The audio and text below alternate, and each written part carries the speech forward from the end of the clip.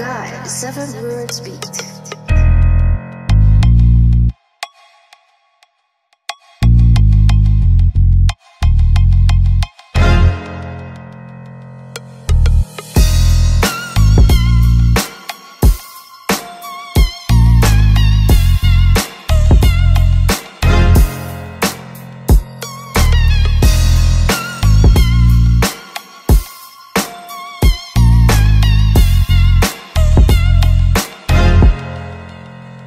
As usual, nanonood ng battle, tapos pumili lang ako ng angle na komportable akong i-angle sa kanya, tapos ganun din sa pagsusulat, konting adjust din sa style ko dati, pero ganun pa rin, yun, sa angle lang talaga. Mas pumili ako sa mas komportable akong laruin, tapos yun, sabihin sa akin. Pagdating sa preparation, nung pagkabigay sa akin nung laban, diretso handa na ako nun eh. Tsaka chinek ko talaga na mabuti si Stuki, pinag-aralan ko mabuti para din hindi ako, kasi sayang yung biyahe, ang layo pala nito, pero yun nga, expect the unexpected at hindi ako nagpabaya at malakas na laban. Sigurado yan, prepared sa MJC kasi alam ko ngayon na lang ulit siya sumali ng turna, tsaka tagal na rin ang huli niyang battle, tapos alam ko nag-aano rin siya ng championship kasi yun, 2-time finalist siya. Kaya sana maganda yung maging kalabasan ng battle mamaya. Expect sa darating na laban, actually I ain't expecting natin kasi kung anong nandyan na ngayon, halimbawa marami siyang shit na sabihin sa akin, okay lang, kapalag naman eh. Kasi naghahanda ako na maayos dito at saka imposible din na mag-expect ako ng ganun-ganun lang. But yun nga, buhos lang natin lahat, dog, yun lang. Yo! Insane Battles presents Resentment 2! Andito tayo ngayon sa Chill Spot Cafe para sa elimination round ng Utmost the Tournament. Insane Battles, magingayo! Yeah! Yun, shoutout palagi sa mga sponsor natin, Kape Cerveza, Jerry's Grill, Sky's Cafe and Bistro, Malates Ink Tattoo, Hypebeat, Koshiware, 7 Word Production para sa mga beats. Yan, at eto, sa kanan ko, ang defending champ ng last season. Let's give it up for Stuki! Shoutout kay Migo Martin Boy, Mark Jomar Gerald, kay Jerome Perencel, Christian David, kay Darwin, at syempre sa girlfriend ko. Yun, at sa kaliwa ko naman, Repin Top Tier at Quezon City, magingay tayong lahat para kay MJC! Yo, maraming salamat, Top Tier, FRBL, Moto, sa lahat ng mga shit. Mamaya na iba, let's go. Yun, nanalo ng coin toss si MJC, pinili niya muna si Stuki. Laban to, pakinggan natin, 32 lines per round. Pakinggan natin, Stuki. Game! Anticipated daw tong battle na to. Kaya siguro marami ang pumusta. Pero bago ko ito umpisahan, Barney, kamusta? Tangin na. Forma pa lang. Alam nyo na, yung mga tira niya, bulok. Mahina at bulok. Suot niya yung costume niya na baby shotgun, kaya asahan nyo yung mga tira niya, supot. Tangin na, sinama mo pa yung ate mo. Gago ka. Nasa gilid, nag-iisip. Tangin na mo, wag mo na isama yung may camera. Ako sa'yo mismo yung pipitik. Game! Nung nag-chat ako kay Vincent, akala ko ako'y masi-scene zone. Yun ang eksakto ko na intro nung debut battle ko nung dito. Pero ngayong ako ay kasali, siya mismo nag-PM sa akin. Pero bago ko to umpisahan, welcome back sa Insane Battles! Welcome back rin sa'yo, boy! Kasi pangatlong apak niya na rin. Dito sa ligang sa Rizal nakabase na aming lupain. Dalawa lang kayong outsider na makoy, tingin mo makakapag-angas kami? Huwag kang mag-alala, pabalik ng QC, kitang kakalag ka rin! Siya si MJC na repin top tier. Taga top tier na naman. Huli ko nakalaban dito, taga top tier. Pinauwi kong luhaan. Tingin mo maibabawi mo si Razik? Nagkakamali ka dyan. 2-time champ kalaban mo, boy. 2-time finalist ka lang. Sumali para bumawi. Yung plano, alam na. Kaso paano mo siya igaganti sa akin kung tinalo ka lang niya? Tinalo ka ng tinalo ko, yung kwento ang kulit. Mga taga-top tier na binalato mo sa akin ay punit. Baka sabihin kaya nanalo dahil ako daw ay nagpagupit. Huwag na natin pag-usapan yung tungkol sa buhok. Baka humaba pa ulit. Yeah! Ako'y nagpakilala na Isto Cristo nung battle ko dito kay Triple Pride. Pero siya talaga yung tunay na Jesus na battle rapper ang disguise. Kasi siya si MJC, Mr. Jesus Christ. Nakaputa! Diyos ka pala? Tangina mo! Kaya pala sa kanta, ikaw ay godly. Kaso nagkwento sa akin si Razik, sinipsip mo daw yung dila ng baklang bingot sa party. Tanginang Diyos to, napaka-nasty. Kaya yung bakla, sa kanya na bad trip, pinatuwad si Gago. Balak sa kanya, Poncio Pilato. Hinubaran ng short kasama yung brief at sa kanyang puwit, dun siya pinako. Kinabukasan, naging ilustrado. Bumaba daw halaga niya bilang tao. Sa isip niya, yun ang nag-sink in. Di na daw siya iinom ulit. Katotohanang mapait kasi yung puwet niya di na virgin. Ay. MJC, pakinggan natin, oh. Hindi naaabot sulat mo, tol. Ako daw si Barney. Yung joke mo ang witty, sir. Ikaw, tol, nakalabas to ka mo. Kamusta, Tweety Bird? Yo, game? Yeah! Siya! Si Superman! Stucky na Superman. Who gone insane in insane battles and he thinks he actually own it. You have bypassed a lot of rules. Now this is the appeal from the trial court of the Kryptonians. You ain't shit to me, bruh. Yung respetong ibibigay mo sa akin, hindi pa yuko kundi liliyad. Maski kay Man of Steel ngayong gabi, akong creator mo sa iyo magpatitibag. Ano gera na to? Game! Game! Tangina, tumba lahat ng kalaban niya dito sa insane. Di siya nagpakita ng weakness. Pero invest na si Vincent ay mag-invest sa may rapper na may big mess dun sa Motus panay English. Di na mapakinabangan yung bunga ng kampyon, parang prutas lang na seedless. O tangina ka, yung root chest mo ay too stretch, kaya paano ka papadayon? Mga taga Rizal lang din naman ang sa iyo sumasang-ayon, pero taga-tagig na to ngayon. Repin Binangonan pa rin siya. Kailangan niya yung i-representa kasi maraming rapper doon na kilala. Si Stucky ay picture frame. Para mapakinabangan, kailangan pang salangan ng imahe ng iba. At tangina mo ka. Siyempre sila Frus at Black 9, dun pa lang ay big check kung... Siyempre sila Frus at Black 9, dun pa lang ay big check kung alam mo yung punchline sa utak mo si Singit. Sa sobrang gaya-gaya mo, ikaw na rin si Peep Threat. What up, Peep Threat? Na mukhang dickhead at gago pa. Kaya nga Man of Steel eh. Kasi ninakaw niya lang buong pagkatao niya, tarantado ka. Halos buong lifestyle ni Six na tol, ginaya mo na. Nung napanood niya lang yung 30 versus Ban dun sa Motus, ayun, Bisaya na siya. Ang bantot ng childhood mo! Kasi pag naglalaro na ang mga bata, bihira ka lang sumali. Paano ba naman lagi itong taya, labas ngipin kasi palagi?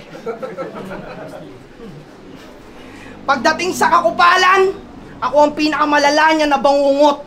Sa sobrang laki ng labi niya, mukhang nilalandi niyan palagi ng bubuyog. At hindi niya masarayan kahit habang natutulog. Ang ina mo ka, unang salita niya kasing natutunan nung bata siya, puking ina. Ayun, pag pinapalo siya ng mama niya, yung labi niya, pinupuntirya. Pilipino ka ba? Pang Thailand kasi ang ganyang itsura, men. Unang kita ko nga sa'yo, akala ko ikaw yung kumanta ng Minang Deng. Yan! Minang Deng, lakakinang swong, lakakinang kingina mo. Ngayon, timer oh. Kingina mo. Kaya naman, ang katotohanan sa... kaya naman, tinanggalan ko na ng kulay yung kampyonatong pinipinta niya. Paano mo aabutin na aking lalim kung kaya mo lang sisirin baha? Sige, pilitin mo, papatay ka sa simpleng kaba. Basta mga judges, tandaan nyo na lang kung sinong una lumabas ngipin, taya. Taga-Tagig na daw ako. Masasabi ko, puking ina mo. Hindi pa ako taga-Tagig kasi kakalipat lang namin 2 weeks ago. Tapos, ginagaya ko doon si 6th threat, ako si 5th threat. Tanga, pag ginaya mo si 6, pang 7 ka na. Bobo ka ba? Tapos tatanggalan niya daw ako ng kulay. Masyado kang gago, pre. Ikaw naman lalagyan kita. Kulay violet. Game! Anong akala mo di ko babanggitin ni Siomay?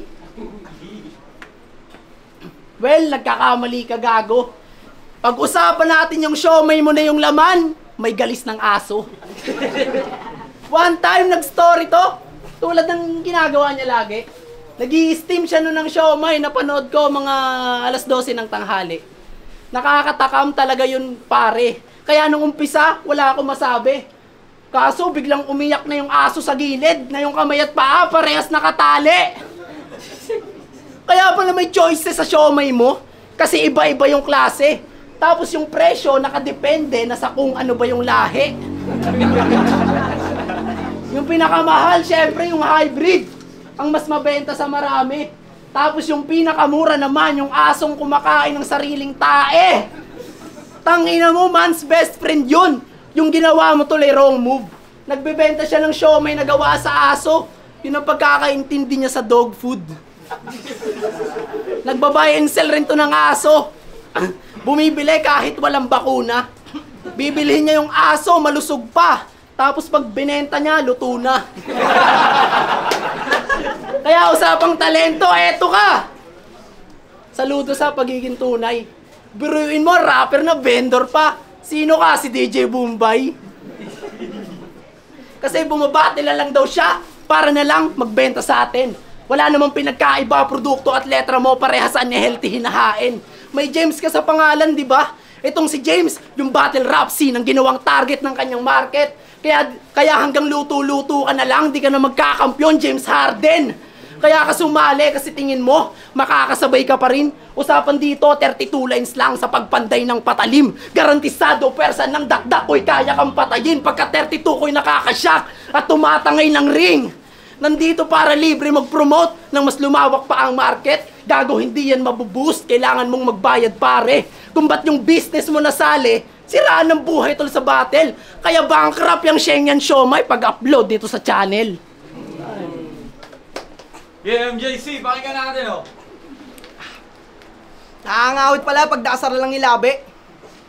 Iniisip ko tuloy paano lang pag nakabukas palagi.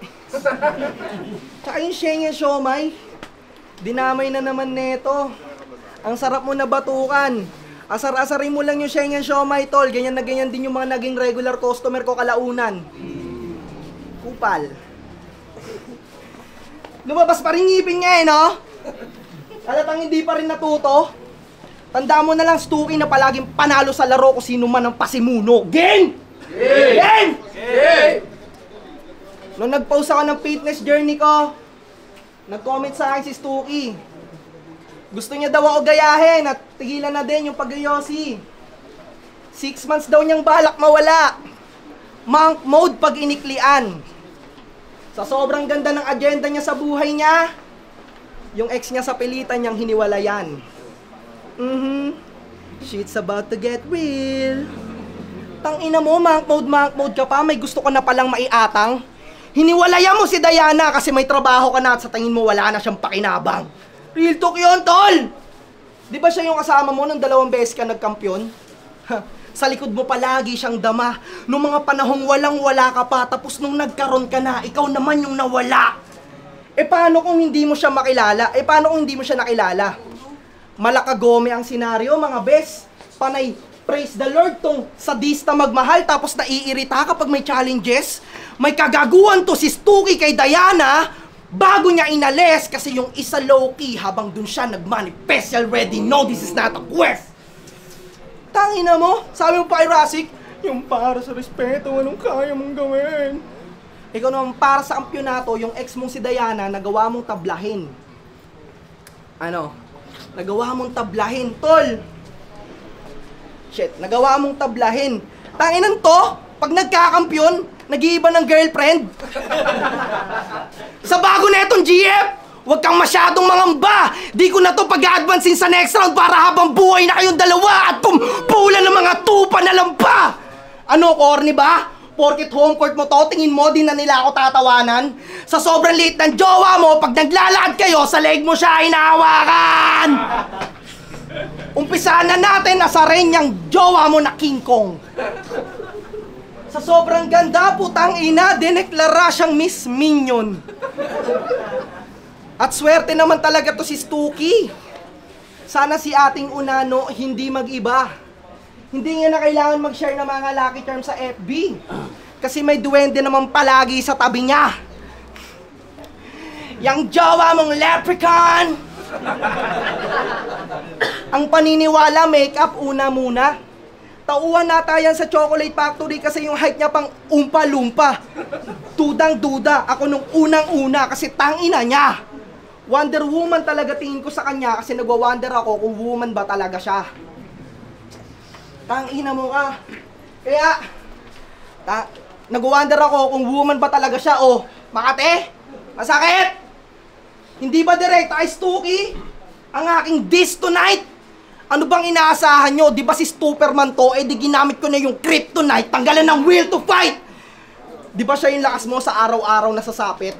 Kaya naglatag ako ng katotohanan mula sa ex mo tsaka sa girlfriend mo na pangit.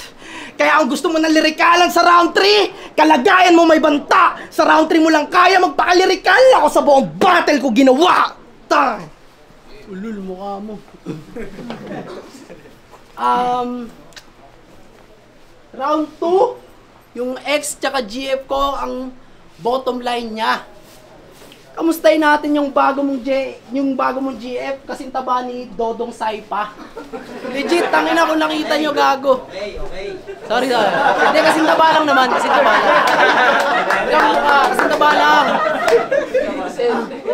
Nadadami ng GF ang puta. Alam mong di ako ganyan, kaya sa akin wrong yan. Ikaw nga naghiwalay rin kayo ng GF mo, di ba? Tapos yung bago mong GF na ginawa mong rebound, kamukha ni Rodman. Rebound, Rodman. Freestyle lang yun, gago. Game! Malamang hindi pa ito nasabi sa'yo kahit mismo ng yung big dog. Tangina mo, MJC! Mukha kang may Down syndrome. May hahaling tulad ka kay Mr. Phoebus. Mongoloid kapag nag-intro. At ngayon pumasok ka sa insane, lalabas kang may schizo. Diskarte niya sa battle generic, puro multi lang pinapakita.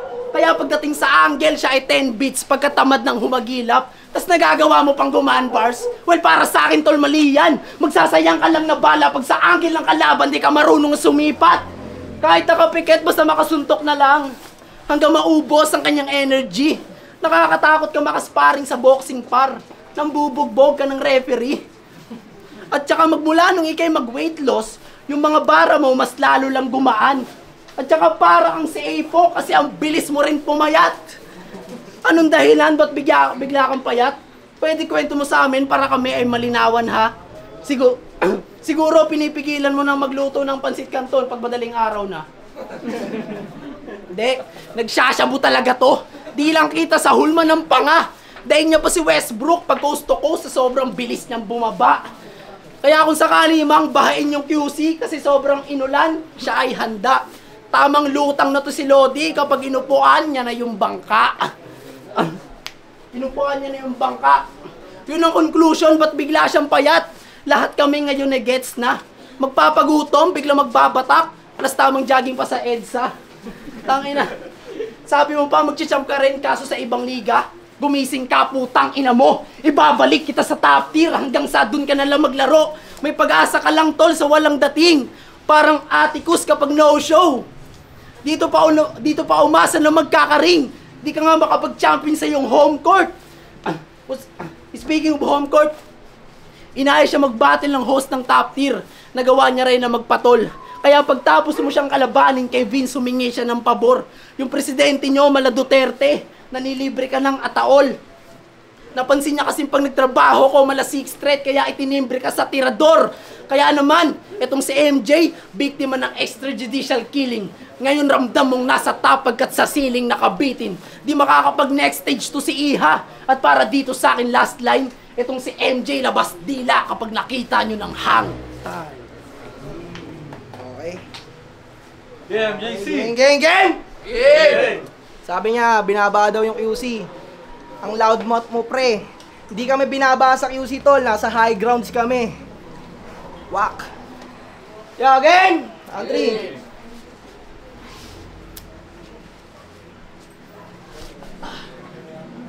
Open casket. Game.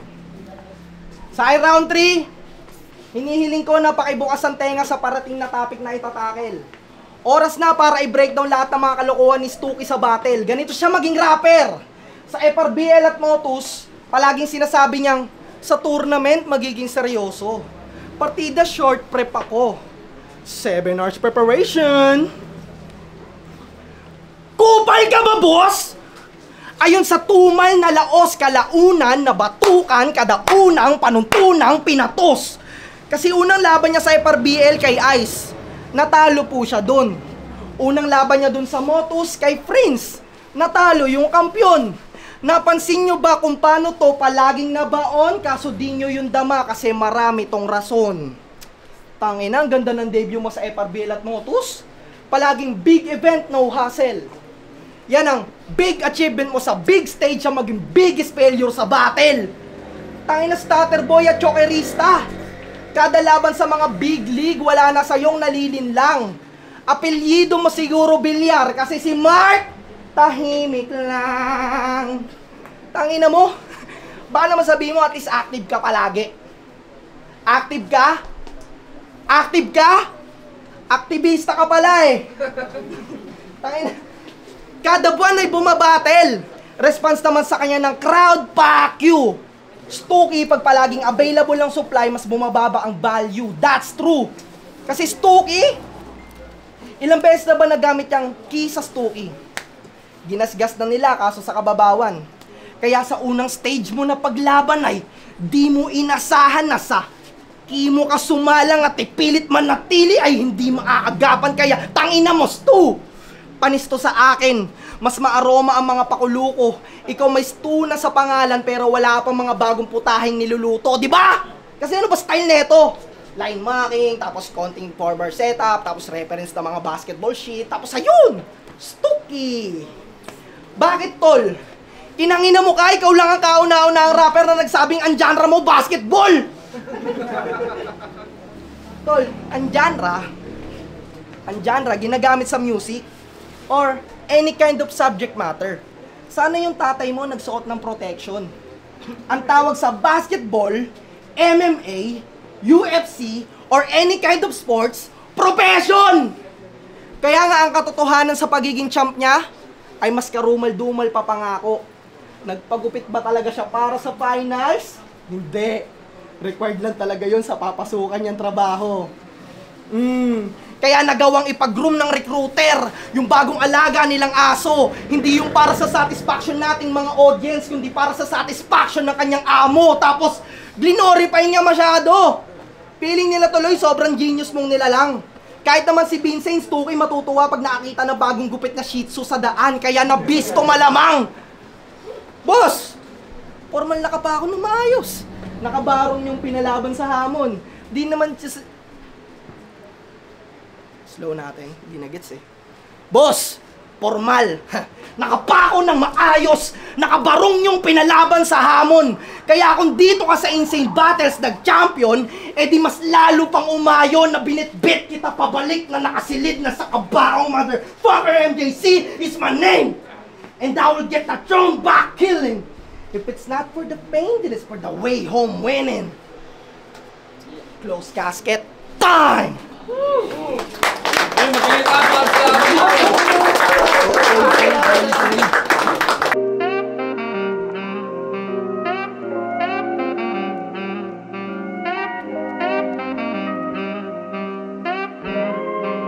Xavier.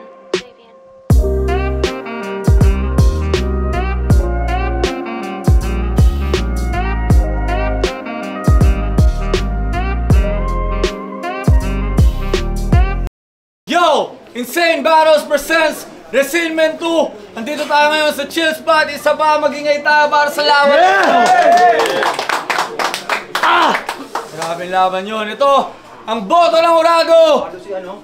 3-0. Magingay tayo lahat. Advancing sa tournament. MJC.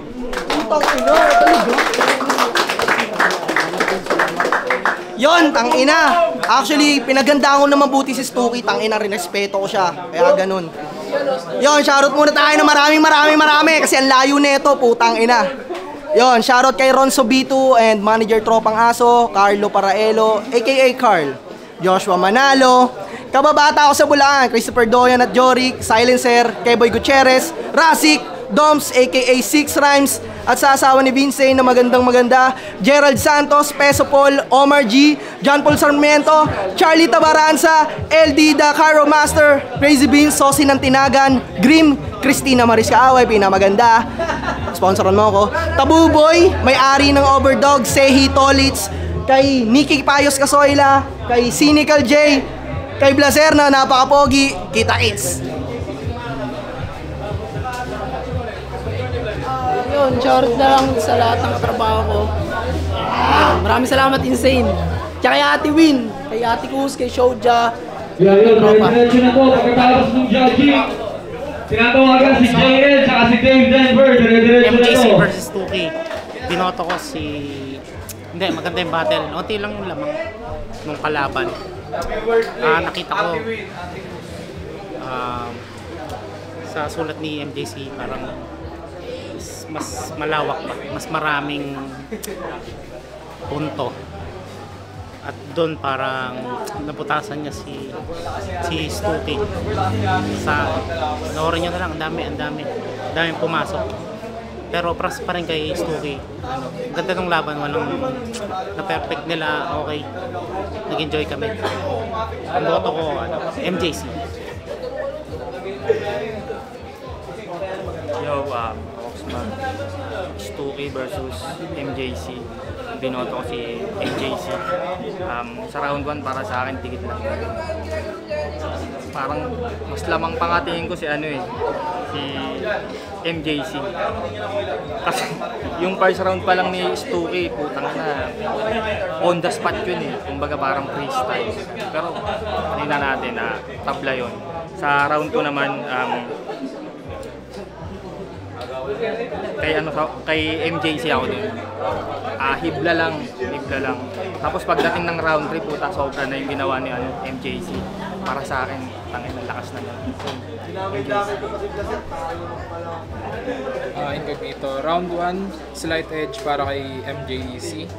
Para sa akin. And round 2, mas mahaba yung round ni MJC. Pero sa kanya pa rin napupunta yung round na yun. And round 3, nandun na yung pinakamalaking edge ng laban, which is nakuha pa rin MJC.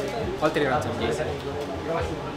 Yun, tangina, ang ganda ng mga rounds na MJC, consistent talagang, ayun. Wala akong masabi. Basta ang lakas ng presence niya, yung mga angle niya sa akin, talagang sobrang effective ng mga napili niyang angle para sa akin. Yun, bawi na lang next time kung may pagkakataon. Tangina, ang lakas ni Stuki.